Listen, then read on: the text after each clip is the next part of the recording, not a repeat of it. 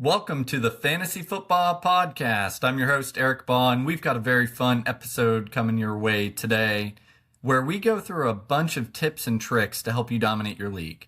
I'm not trying to tell you that you do everything I tell you here and you've got an 100% win rate, because at the end of the day, fantasy football is a game of luck mixed with skill.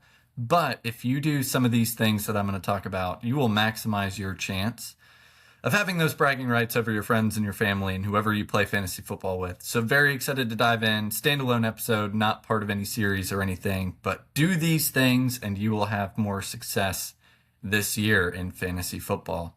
I know it's early, but figure it's time to start planning out those draft strategies as we get into the year so that you can have the perfect game plan to go into the fantasy football season. Up at number 1. This is probably the most important one. Know your league and abuse your site rankings. No matter what platform you play on, their rankings are going to be whack, right? And I think the biggest culprit of this is ESPN. This is kind of a two-parter, this trick and tip. Most importantly, though, you will find some really, really strange rankings on ESPN. And if you're playing in your home leagues, that's typically what people are going to draft based on, is the ADP that ESPN throws in your face. It's a little bit psychological. If you've got a name at the top of the list, you're more inclined just to hit draft, right? You give preference to that player. I'm going to read off some names to you. I've got this list pre-prepared, and I'd like to have a little discussion around why I think ESPN is the way it is. But currently on ESPN, I know these are subject to change. I looked at these a couple days ago. A.J. Brown is ranked 29th, and Garrett Wilson is ranked 31st. Who would you rather have? Jeremiah Love is ranked 15th. Chase Brown is ranked 25th. Who would you rather have? Devon Achane is ranked 9th. Ken Walker is ranked 30th. Who would you rather have? I think you see where I'm going with a lot of these. Malik Neighbors is 21st, and Emeka Egbuka is ranked 49th.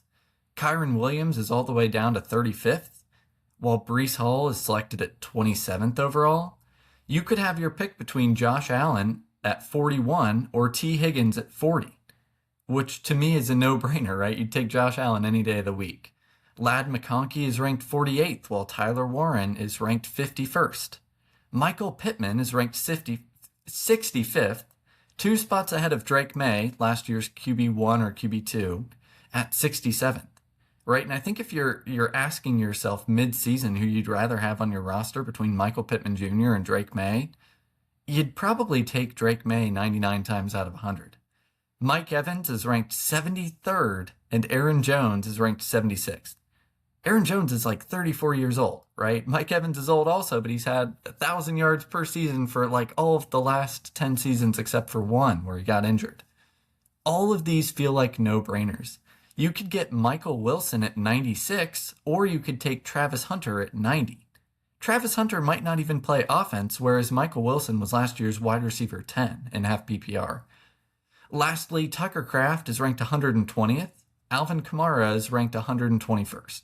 So if you're sitting at pick 120 and Tucker Kraft and Alvin Kamara are on the board, you better pick Tucker Kraft, right? So all of these examples go to show you that ESPN's rankings are not gospel, and most times they're not sharp. In our best ball episode coming up on this coming Monday, I'll take a peek at what I consider to be better rankings, because that's where the money is. But if you look at a lot of these players, like A.J. Brown is a guy that I'm super high on, and on ESPN, you can get him in nearly the 3rd round. So again, not saying that all of your leagues are going to be tacos and they're going to draft exactly according to ADP, but there are some instances where going into that 2nd round, A.J. Brown and Chase Brown might not even be on your screen, and Ken Walker too. You might want to take a look, right? So know where those discrepancies fall to where I've got my rankings on my website. You go on my website, you look and see that I've got A.J. Brown ranked 15th.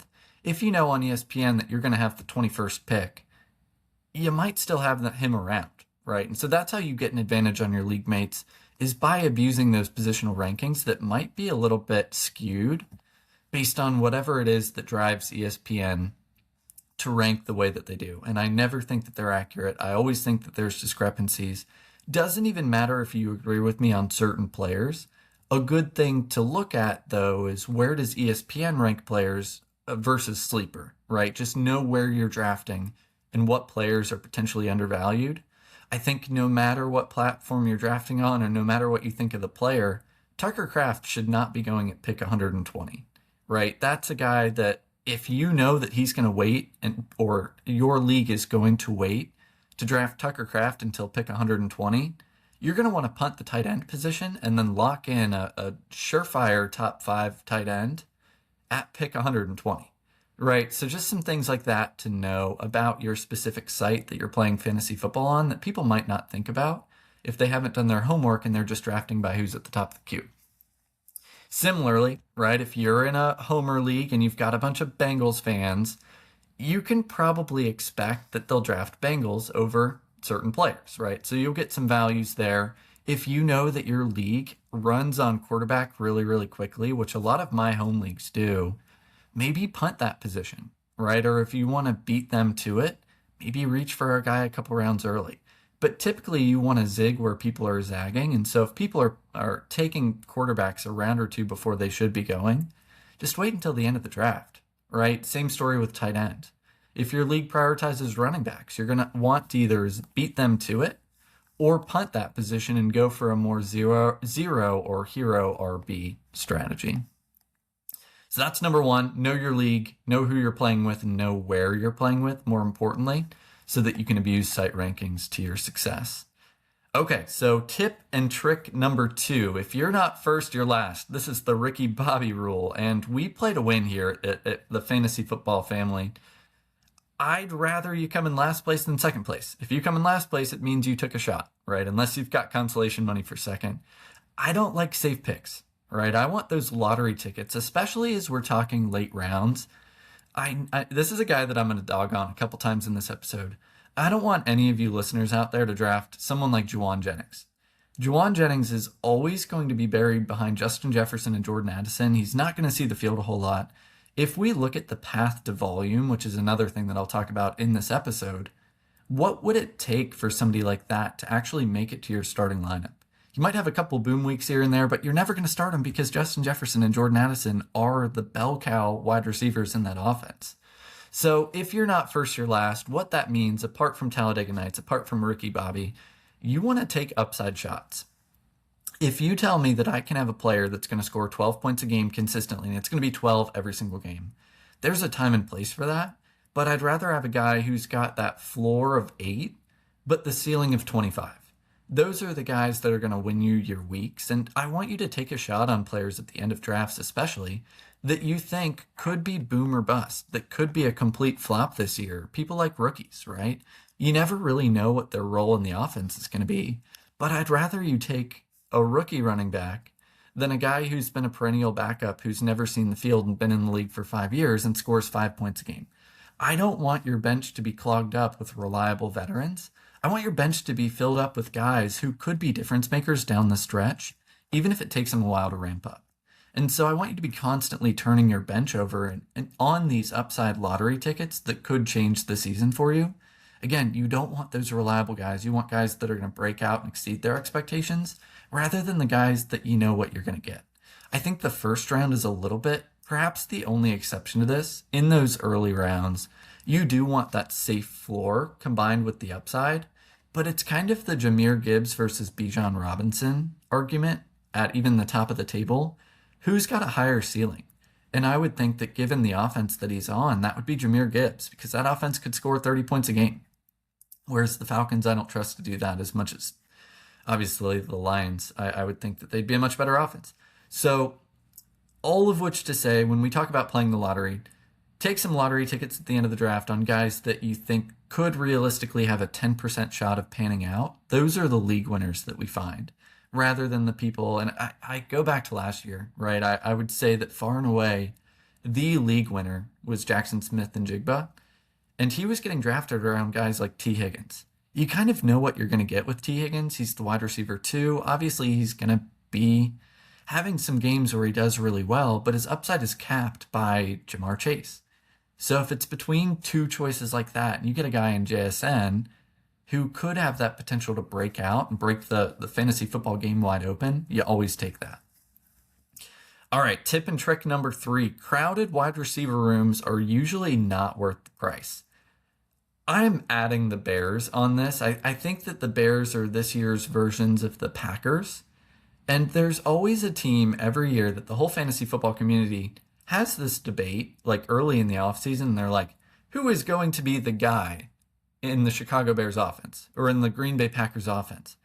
Most often than not, the answer is everyone, right? Or it's going to be a combination of everybody.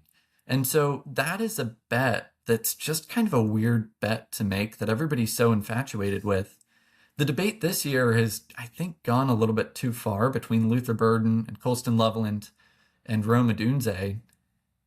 Luther Burden in paid leagues where you're paying $25 a ticket to play the DraftKings Best Ball $20 million jackpot, he's getting drafted like 40th overall. We haven't seen enough from Luther Burden or the Bears offense as a whole to declare him the number one option. One pick after Luther Burden, Teteroa McMillan is going, right? And I know that the Bears offense is going to be better, but you're taking that shot that Luther Burden not only is going to be the number one option, but is going to be the number one option by so far that Rome Odunze and Colston Loveland are not going to be worth drafting, right? And I think that that's the kind of conundrum that we find ourselves in here with offenses like that. Last year, it was like, okay, who do we take between Christian Watson and Jaden Reed and Romeo Dobbs and the other guy on the Eagles that dropped so many passes. They got rid of him this past season. Can't think of the name. But if there's four guys that we're talking about and the conversation is who should we take in the 5th or 6th round, the answer is usually none of them. And I think that Jacob Pace on our first mock draft episode brought up a good point. Where there's smoke, there's fire. I think the Bears offense is going to be good, but I don't think it'll sustain so many options. Why not just take Caleb Williams if that's the assumption that you're going into the season with? I don't think that Luther Burden or Colston Loveland are worth their current cost. And I think every year people fall into this trap of trying to figure out, okay, who's going to be the bell cow running back? Who's going to be the bell cow wide receiver? And most of the time it just doesn't really work like that. I think running back rooms are pretty similar in most cases to where there's not one guy who's going to get 90% of carries in a murky backfield. And so you have to price that in, right? And I think Luther Burden and the Bears are the ones being overdrafted this year. At cost, I don't want Luther Burden. I don't want Colston Loveland. I'd be more comfortable taking them in the 60s or 70s, and they're going in the 40s. Full of volume, though, I think that Caleb Williams, not a bad bet. You'd want to make sure that if you truly believe in the Bears, take Caleb Williams, right? Or take the cheapest option if you really want a flyer in that room. Anyways, tip number 4. I want everybody on all of their players to play out the path to starting, right? Because I think that this is kind of a trap that we fall into when we get people on our bench, especially in redraft rather than like a best ball format, especially at the end of the draft. Play the game of how would this player get into my starting lineup, right? And this is the Jawan Jennings situation. This is the situation of like a Jamison Williams or a Christian Watson, Quentin Johnston, guys who are either really, really boom bust or locked behind other options. In your head, when you go to make a pick, it's like, okay, I'm always thinking to myself, what would it take for this person to be an RB1, right? Or for this guy to be a wide receiver 1? If you can't rationalize that scenario where they're scoring 15 points a game for you, it's often a sign that you shouldn't draft him, right? And the Jawan Jennings thing, which I talked about earlier, it's like he's behind Justin Jefferson and Jordan Addison. I don't want any part of him. If Jamison Williams is going to be scoring 20 or 1, right, and it's a 50-50 shot of either, depending on how the defense plays him, that's typically not a bet that you want to take. That's a guy that's going to lose you weeks on those dud weeks. And so it's tougher to make that bet and that choice versus a guy who's going to be more reliable and a more reliable part of that offense. So when you're making those draft picks, it's how would this player make it into my personal starting lineup? You always want to consider that. And if the answer is there's really not a good pathway for that, don't draft him. Don't roster him. You don't want a guy that you can't see a path to clear volume clogging up your bench. You want the guys on your bench that are going to be potential sleepers that say, okay, we don't know who the wide receiver 1 is in Las Vegas. I'd rather draft like a Jalen Naylor, who I'm super high on. That's one of my favorite players this offseason. Getting drafted at like 300th right now, which I think is just insane. You want a guy on your bench that's like, hey, if he develops a connection with Kirk Cousins or Fernando Mendoza, outside of Brock Bowers, there's a ton of volume to go around. if Jalen Naylor is the guy that it's shaping up, like, hey, we paid him a lot of money to bring him in, you could see that potentially being a starting option for you. And I think that the clearest case of this last year was, again, the Seattle Seahawks, to where JSN had been held back by DK Metcalf being on his team, and then a bunch of the volume was freed up. That narrative that you've created where, okay, there's so many vacated targets, there's nobody else in this wide receiver room outside of an old Cooper Kupp that can take volume away from him, now's the time, right? You want to buy into those narratives. You want to think logically through the positional groups of every single team that you're investing in to find out where those values are going to come from. I think Chris Olave last year was another really good example. I think Travis Etienne, too, was another really, really good example from last year. It's like, who else is going to carry the football there? I know Bashal Tutin was around, but he was a rookie, and Travis Etienne had a track record of being really good. Same story with Javonte Williams. I think the narrative when you drafted him last year was, again, who else is going to carry the ball for this football team? And so think about all those scenarios. Think about what would it take for this player to break fantasy football wide open. And if the answer is simple, that is something that you're going to want to invest in. Okay, so talking about investing, that brings us to our next tip or trick, tongue twister there. Vegas is your friend. And this is not something that I say very often. I will tell you, I took a bachelor party, my own bachelor party, out to Vegas a couple of years back, and it was not my friend. I lost a little bit too much money, more than I'd like to admit. Fantasy football is the one place where Vegas is actually your friend. And I say that because Vegas is really, really good at inventing these casino games that are always going to be profitable for them, right? The house always wins. We use that adage, and it's more than not true, to where if you walk up to a roulette table and you play perfectly, you're still going to lose 52% of the time. Vegas is really, really good at setting up those games and setting sports betting lines because they know more than we do, and their algorithms know more than we do.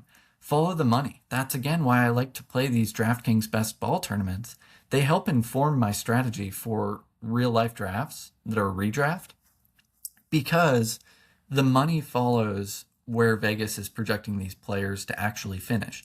And so there are tons of times that I think ESPN and Sleeper and all of these sites that we play on, Yahoo, fails to consider the betting lines for a lot of these players that we're looking at. And so I would encourage you, if you're in a draft and you've got 2 minutes per pick, and it's between two guys, and it's CeeDee Lamb and it's Justin Jefferson, go on FanDuel and look at who's projected to have more yards and have more touchdowns.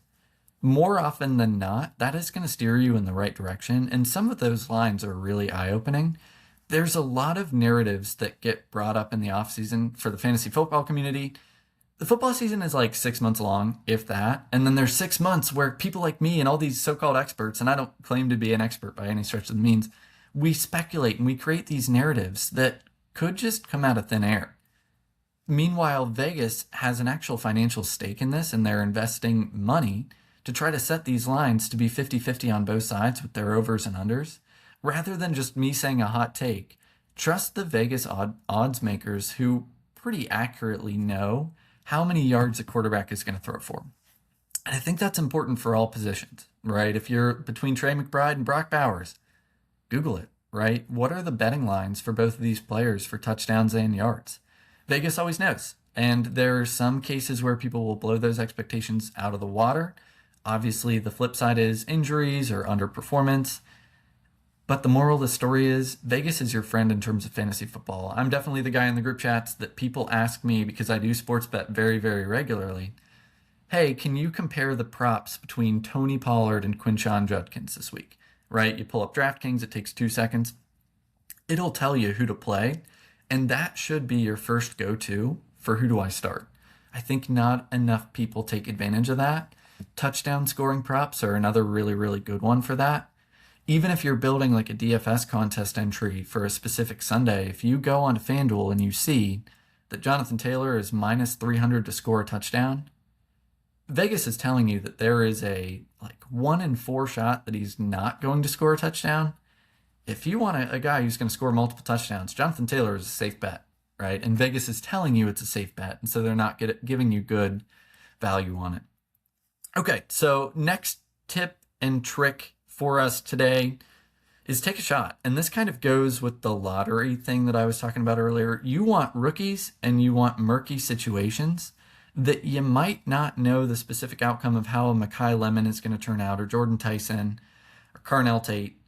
Those are the guys that have historically had the ability to bust open fantasy football. When we talk about like a Jamar Chase rookie year, I think that's coming more and more reliably now, to where it was always an old adage of fantasy football: don't draft the rookie running back, right? Or the rookie wide receiver. It takes a year or two for a rookie wide receiver to get up to speed. Trust that year 3 breakout for a guy. I think prospects are coming out of college, and I'm not sure why this is. It might have something to do with NIL or just the sheer athleticism gap that some of these younger athletes have on really everybody else. But all of which to say, rookies have turned into more of a safe bet, and we want those lottery tickets, right? That was something that I talked about earlier in the show. And so I would rather you take a chance on a guy like Makai Lemon than to just clog your bench with Ramondre Stevenson, right? And those two are going around the same range, where you might have your chance in an actual fantasy football draft this season where you're between like Ramondre Stevenson, Makai Lemon, and Jordan Tyson. Pick one of the rookies. The ceiling that you'll get there is so much higher than what you'll get from a 50-50 timeshare with a back like Ramondre or Jalen Warren, Kenny Gainwell, and they're all going in that same range. So obviously we know more than likely the type of season that Ramondre is going to have, assuming that Travion Henderson is also healthy. Whereas for Makai Lemon, he could fill the A.J. Brown role. And that's a bet that I'd rather make. It's that path to volume. If you think that Jordan Tyson is going to come out of the gate and be a really good complementary option alongside Chris Olave in a Saints offense that is going to be slinging the ball a lot, I'd rather you make that bet. Right, so I always want you to play out that path to starting and play those lottery ticket rookies in particular. I'd rather you have Nick Singleton on your bench at the end of a draft than like Trey Benson, right? Nick Singleton, that's a rookie running back in Tennessee. There's a chance where, he becomes the guy or he takes over because none of the backs in front of him are particularly inspiring. Same thing in Washington. Bill Krosky-Merritt was not particularly good, and it sounds like he's the incumbent back alongside like Rashad White. If you think that Katron Allen has a shot of taking over that job halfway into the season, that's the type of person that I'd want on your bench. So take a shot at those murky situations of rookies where they could be catastrophically bad throughout the first couple weeks of the season and then turn it on. Those are typically the guys that get dropped, right? And I think Colston Loveland is probably the best example of this, and more accurately, the entire tight end position. In the past couple of years, we had Trey McBride, Brock Bowers, and Tyler Warren, right? And Colston Loveland at the end. Now, I do come across as a bit of a Colston Loveland hater, but Colston Loveland was dropped in my most serious league towards the end of the season, like 5 or 6 weeks before he started going and having these really big games. Those are the rookies that could make a difference at the end of your season. And if you have a guy like Colston Loveland, that could be the difference between you and a championship. So not always a tight end, not always a wide receiver, not always a running back, but you want some of those lottery tickets for those younger guys, first or second year, that are in those murky situations.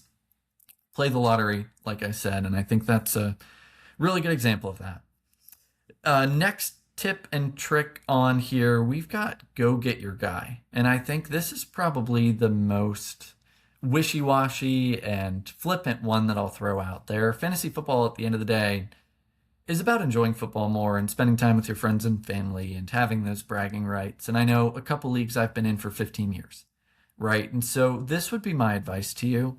Go and get a guy that you like and enjoy watching on a team that you support if you're in that 50-50 situation. I think that it allows you to pick up these players that, for me, have become household names, right? One of them is DK Metcalf. That's why I'm wearing this jersey right now. I'm not a Seattle fan by any stretch of the means. I support the Bengals. Of course, if a Bengal is in play and Jamar Chase versus Puka Nacua, I'm going to go Jamar Chase just because I like the Bengals, and I do think he's got the higher ceiling. But find those players that you love, that you believe in, and go get your guy. Don't be that guy who's always worried about the average draft position. If it's a reach, who cares, right? If you want to take Michael Wilson in the 6th round, or if you want to go grab your kicker in the 8th round and it's Brandon Aubrey and you believe that that gives you a positional advantage, go do it, right? I'm not going to tell you not to. I think that that's the way you play fantasy football. You build your set of convictions, and that's how you get your favorite players. Because then everybody remembers, oh, remember, you drafted Michael Wilson in the 6th round. We all thought you were crazy, and now he's wide receiver 10. It was worth it. And so there will be guys that you believe in. Go and draft them ahead of where they're supposed to be drafted. Have fun watching them play, and then buy their jersey. Have them become a household name, a franchise player, if you will. DK Metcalf is one of those for me. I think this year my guy like that is Jalen Naylor. I'm going to draft him in like the 120, 130 range. And if you snipe him before me, I'm going to be mad, right? So that's the type of thing I want you to do. Get your convictions and stand by them rather than just drafting whoever's at the top of the queue.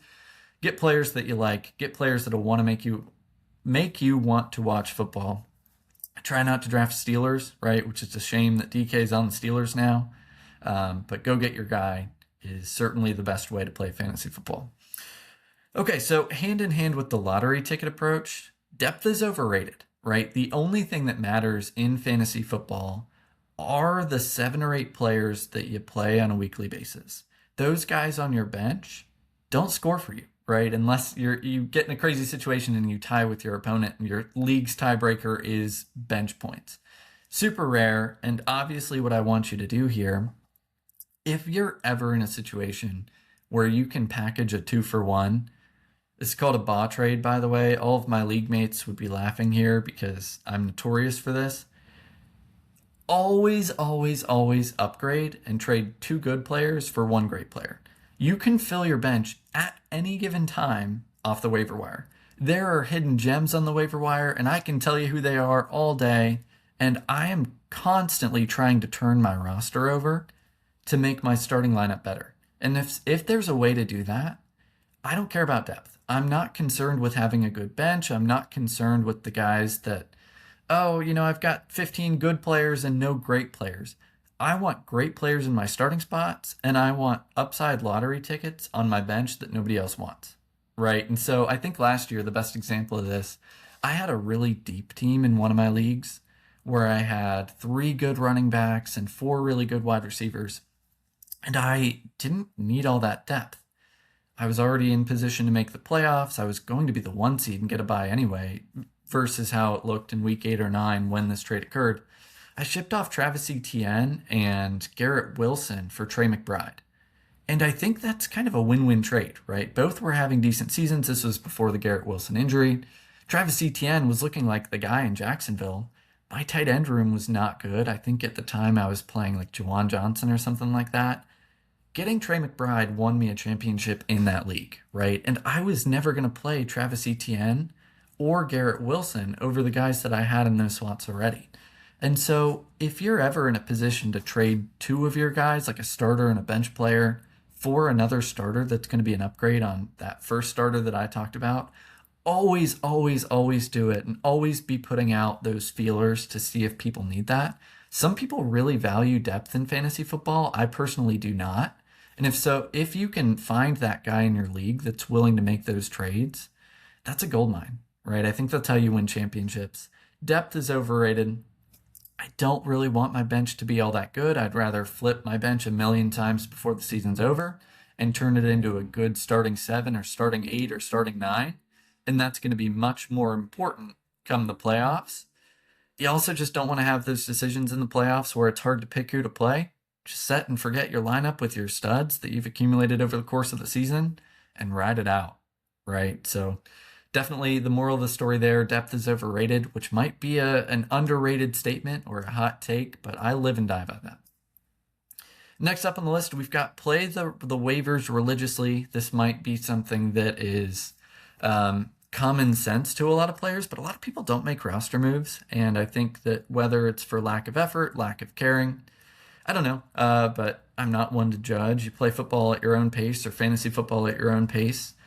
All I want to say here, and I won't harp on this too long, is that every year there's a league winner that after week 1 is still sitting on waivers. And that's a Puka Nacua, that's a Kyron Williams. Nico Collins was a waiver wire guy a couple of years ago.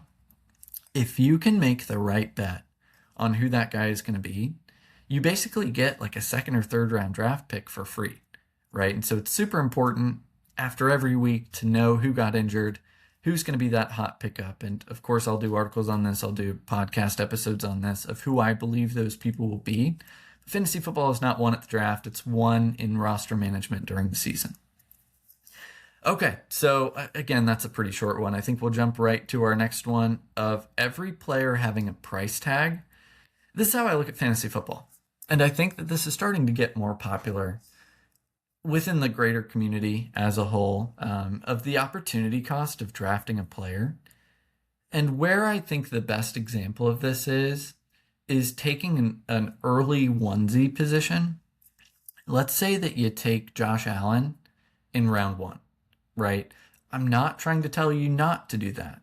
But when you do that, the opportunity cost of doing so, what you could have done instead of taking Josh Allen is grabbing somebody like Ashton Genty, right? Or somebody like Jonathan Taylor, Justin Jefferson, CeeDee Lamb. And typically when you get to the end of the draft, I prefer the side that has like an 8th round or 9th round quarterback or 10th round quarterback. You can get Dak Prescott in the 10th round, and he's like a top 5 quarterback pretty much no matter what if he's healthy. Same with Jared Goff. I mean, Justin Herbert. These are all guys that are surefire, at least top 10 quarterbacks. The difference between QB 1 and 2 and then QB 9 and 10 typically is like 3 or 4 points. And I know that it feels really good to have Josh Allen average 24 or 25 in your QB1 slot, but you can go get Patrick Mahomes at pick 100 and have him average 22, right? And that duo where you've got the Ashton Genty and Patrick Mahomes combo versus Josh Allen and then a wide receiver that you're taking 105th overall that you're now needing to start because you went heavy on quarterback early. I typically prefer the side that has drafted that positional player early at the opportunity cost of Josh Allen paired with that 10th round quarterback. So just know when you're making a pick, there's always the flip side that you should be thinking about of, okay, what would it look like if I went somewhere else with this pick? And what am I giving up to make this pick, right? So if you take Josh Allen early, you might be slotted to play that 10th round wide receiver in week 1 who might get you 5 points versus a guaranteed 18 from CeeDee Lamb. Just something to think about, that you always know what you're giving up when you make a pick before you make it. That's why they say not to make too many onesie picks early on in drafts too. If you grab both of them early, you're really pigeonholing yourself into having weaker positional players. And with more of those that you need to play and a wider gap in point discrepancy between the studs and then the duds, typically it's not a bet that I like to make. Alongside that, trust your gut and start your studs. I mean, I've been guilty of this myself. So many times I've overthought and couch managed my teams into oblivion to where I tinker and tinker and tinker, if you've ever seen the league show, with your lineup up until the roster locks at 1 p.m. Oftentimes it's the wrong call to do that. You always want to go with your gut and don't get cute with it. So start the guys that you believe in. More often than not, if you overthink a matchup, and I've seen people like really psych themselves out about this, where it'll be like Jamar Chase and the Bengals playing the Steelers. And you look on ESPN and it's like, oh, the Steelers have the number 1 ranked defense against wide receivers. Let's go ahead and start Ryan Flournoy instead of Jamar Chase. Don't do that. Don't be that guy. Start Jamar Chase. I don't care what the matchup is. Obviously, that's an extreme example, but there are some that like you'll get on the edge for, and it'll be like, trying to think of a good example here, but you're between like a Tetaroa McMillan and then like Jordan Addison, and you like the metrics and what they're saying about Jordan Addison. And at the very last minute, you know, you get that sinking feeling in your stomach where you're like, man, I really should play Tetaroa McMillan, but Jordan Addison is just so like enticing right now. Usually go with what you think first and don't try to get too cute with it, because oftentimes it backfires. You lose by that much that was their point discrepancy, and then that could be your season, right? So don't get too cute. I want you to make those lottery ticket picks, but when it comes down to it, play your studs, don't overthink it, and let your stars carry you. So, as we get to our next topic here, most importantly in fantasy football, this could be my best advice to you. Have fun. Don't let it eat you alive. I think some people take it so seriously that it's like it starts to be not fun. I know that these are really gamifying the game itself, all of these tips and tricks, and they are ways to get you an edge over your competition. But at the end of the day, you could have a lineup where you've got Jahmyr Gibbs, Bijan Robinson, Jamar Chase, Puka Nacua, Trey McBride, like RB1s across the board, wide receivers across the board. You still might lose to a team that fields Jalen Warren as their RB1 and Kenny Gainwell as their RB2, right? It happens. It's fantasy football. Just take it with a grain of salt. Have fun with it. Don't be the guy that's like the terror in your fantasy football league that's, a terrible sport and whatnot. Go enjoy it. Use it as an avenue to reconnect with your friends here and there across the country, your family. Great way to stay in touch with everybody that you know and love. More importantly than any of these, and we talked about quite a few things, from obviously playing to win, abusing your site rankings, playing out the path to starting, using Vegas to your advantage, going and getting your guy and taking a shot on guys that you believe in, not overrating depth. Most importantly, have fun with it, and make sure that you draft a team that is going to allow you to have fun with it. And some of these tips and tricks will help you to do so. That is really all we have for today. Rather short episode here. And we've got one coming up this Monday for a mock draft. We're doing a live draft of the DraftKings Best Ball, $20 million Millionaire Maker, whatever they call it. It's like the longest title in the world. But so that'll be exciting. That'll be a real live draft rather than something that's just mocked on a sleeper or an ESPN. Should give us a good standard for how players are actually ranked early on in the offseason and more sharp rankings based on that. So as always, if you enjoyed, follow, do all that fun stuff. This is fun for me, by the way, so not that I expect a ton of people to be listening to this, but I hope that you took something away from this.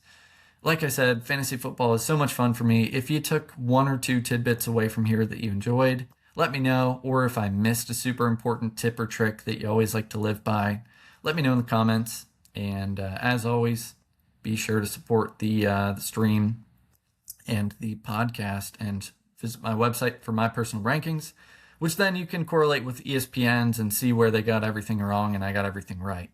So again, I'm your host, Eric Baugh, with the Fantasy FootBaugh Podcast. Excited to deliver this new episode to you and looking forward to the next one.